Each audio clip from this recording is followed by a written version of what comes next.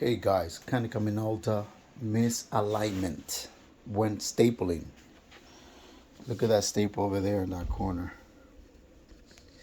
In order to fix that, any finisher for the konica minolta, if you want it to look like that, the only thing you have to fix is this guy right there. The guy that moves back and forth, it has a screw right over there. Just loose it up, move it towards the side, towards your left side, tight the screw up, and you should be good to go. Konica minolta misalignment stapler. Si tiene una konica minolta y el staple está fuera de alineamiento, solo tiene que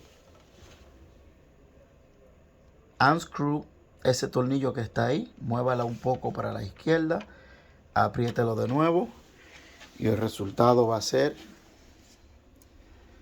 este. Antes el staple quedaba de esta manera. Thank you. Peace.